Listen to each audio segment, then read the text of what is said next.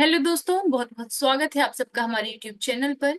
तो आज का जो वीडियो है ये एक पीएचडी एडवर्टीजमेंट वीडियो है और जो कि आइजर तिरुवनंतपुरम की तरफ से है। तो यदि आप एलिजिबल हैं, यदि आपका नेट गेट क्वालिफाई हुआ है या आप किसी आईआईटी से बिलोंग करते हैं और आप फॉर्म फिल करना चाहते हैं तो आप ये पूरा वीडियो ध्यान से देखें ताकि आपसे मिस ना हो। ठीक है। तो आपको आइजर टीवीएम पीएचडी प्रोग्राम 2025 ऐसे ही ये डाल के जैसे आप अपने ग्रुप गूगल क्रोम पे सर्च करेंगे, सर्च करने के बाद इस टाइप का इंटरफेस ओपन हो जाएगा। इसकी फर्स्ट लिंक पे जाके आपको क्लिक कर देना है और जैसे ही आप फर्स्ट लिंक पे क्लिक करेंगे तो आप आइजर टीवीएम की जो ऑफिशियल वेबसाइट है उस पर पहुंच जाएंगे। ठीक है। तो ये इसका ऑफिशियल वेबसाइट है जहाँ पे यहाँ पे जो लेटेस्ट अपडेट है उन्होंने यहाँ पे पब्लिश की हुई है। जैसे फर्स्ट अनाउंसमेंट आप देख सकते हैं, applications are invited for MSc and IPhD program. Okay. And our focus area is applications are invited for PhD program. So I will click in this option. Whenever you click in second option, this type of interface, I think there is no change in this interface. So you can see here the detailed advertisement. So whenever you click this detailed advertisement, the advertisement will open like this. You can see the interface. तो यहाँ पे आपको दिख रहा होगा कि they divided the complete information in four blocks. So first one is your introduction, second one is your required documents, third one is your apply now, like how will you apply for this particular form, and the fourth one is if you want to modify or view your application form, you can click on this. Okay. So first we will check the instructions, not introduction. This is instructions. Okay. So this is my bad. Okay. तो अभी आपको instructions देखनी है कि क्या advertisement है। Okay.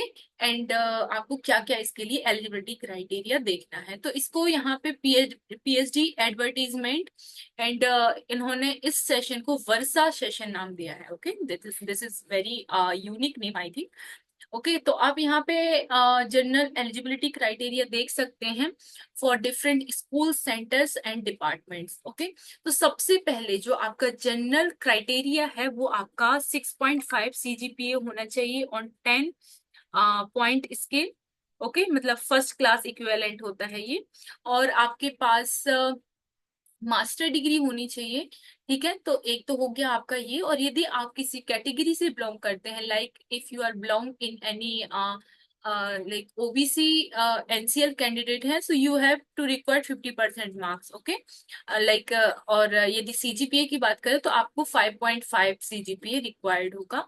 और यदि आप एससी एसटी और पीडब्ल्यूडी कैटेगरी से हैं और आपने बीई बीटेक की डिग्री की हुई है तो भी आप इसमें अप्लाई कर सकते हैं। इसके बाद candidate must have qualified at least one of the following exams, जैसे कि आपका CSIR NET, UGC NET. Okay. और गेट और other national level examination. Okay. तो you can eligible for this. इसके बाद यदि आपने बीएस एमएस एमएससी और इंटीग्रेटेड एमएससी की हुई है किसी भी आइजर आईआईटी और आईएससी से तो भी आप इसमें अप्लाई कर सकते हैं। अब यहाँ पे बायोलॉजिकल साइंसेस के लिए रिलेवेंट एरियाज लिखे हुए हैं और उनका एलिजिबिलिटी क्राइटेरिया भी यहाँ पे लिखा हुआ है, जो कि मैं ऑलरेडी बता चुकी हूँ कि सबसे पहले आपके 6.5 सीजीपीए होना चाहिए प्लस आपका कोई एग्जाम क्वालिफाई होना चाहिए। इसके अलावा यदि आपके पास डीवीटी जेआरएफ या आईसीएमआर जेआरएफ है तो भी आप अप्लाई कर सकते हैं। गेट एक्सेल एनबीएचएम ये डिफरेंट डिफरेंट एग्जाम्स हैं जिसमें आप अप्लाई कर सकते हैं। इसके बाद यहाँ पे केमिकल साइंसेस के लिए भी लिखा हुआ है। तो ये जनरल क्राइटेरिया जो मैं ऑलरेडी एक्सप्लेन कर चुकी हूँ वो सारे यहाँ पे लिखे हैं। अब आपको स्कूल वाइज यदि रिसर्च एरिया देखने हैं, ठीक है, तो आप यहाँ पे लिंक में जा सकते हैं। जैसे बायोफिजिक्स और बायोकेमिस्ट्री में यहाँ पे अलग अलग फैकल्टीज के रिसर्च एरिया जो इस एरिया में काम कर रहे हैं वो आप इसको जैसे ही क्लिक करोगे इस लिंक को आपको देखने मिल जाएगा। So this is very interestingly they like arrange all the research areas. Okay. अब केमिकल साइंसेस में भी डिफरेंट डिफरेंट एरियाज पे यहाँ पे काम चल रहा है तो आप उसको भी डिफरेंट ये लिंक्स पर्टिकुलर लिंक पे जाके आप चेक कर सकते हैं। ऐसे ही इन्होंने सारे स्कूल्स और डिपार्टमेंट्स के लिए इस तरीके से अरेंजमेंट किया हुआ है। ठीक है। अभी यहाँ पे सेंटर वाइज रिसर्च एरिया भी इन्होंने लिखे हुए हैं, तो डिफरेंट डिफरेंट सेंटर्स में क्या रिसर्च एरियाज हैं, तो यहाँ पे आपको सारी इंफॉर्मेशन जो है वो उसके ही रिगार्डिंग मिलेगी, लाइक इसके रिसर्च एरिया के रिगार्डिंग ही मिलेगी, है ना। अब यहाँ पे कुछ इंपॉर्टेंट डेट्स हैं, जैसे 1 अप्रैल से आपके फॉर्म फिलिंग स्टार्ट हो चुके हैं एंड लास्ट डेट आपकी 1 मई रहेगा, तो आपको अप्रोक्स 1 मंथ मिल रहा है, तो इसके बीच में आपको फॉर्म फिल कर देना है। अब आपके यहाँ पे टेंटेटिव इंटरव्यू डेट्स हैं, तो यहाँ पे बायोलॉजिकल साइंस के लिए फर्स्ट वीक ऑफ जून में, ठीक है, 19 और 21 से 21 मई के बीच में केमिकल साइंस है, 2 से 3 जून के बीच में ये मैथमेटिकल साइंसेस। तो ऐसे ऐसे डिफरेंट डिफरेंट सब्जेक्ट के लिए और ब्रांचेस के लिए यहाँ पे इन्होंने टेंटेटिव डेट्स लिखी हुई है। अब general application information and application procedure, तो यहाँ पे सबसे पहले आपको अपना जो फॉर्म है वो कंप्लीट करना है, जिसकी लिंक यहाँ पे इन्होंने दी हुई है, ठीक है। इसके बाद यदि आप कंप्लीट कर देते हैं तो आपको सबमिट वाले ऑप्शन पे क्लिक करना है, उसके बाद ही आपका फॉर्म सबमिट होगा, ठीक है। इसके बाद इन्होंने लिखा हुआ है कि आपको contact number and email address देना पड़ेगा 2 रेफरीज का, मतलब जो भी आपके कॉलेज में प्रोफेसर होंगे आप उनका नाम भी दे सकते हैं।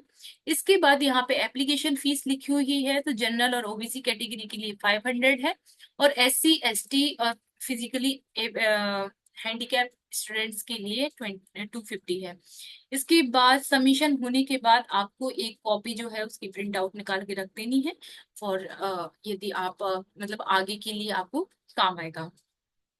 अब हम बात करते हैं कि हमारे ये तो हो गया, अब हमें कौन कौन से डॉक्यूमेंट्स की रिक्वायरमेंट होगी, तो यहाँ पे रिक्वायर्ड डॉक्यूमेंट वाले ऑप्शन पे क्लिक करेंगे।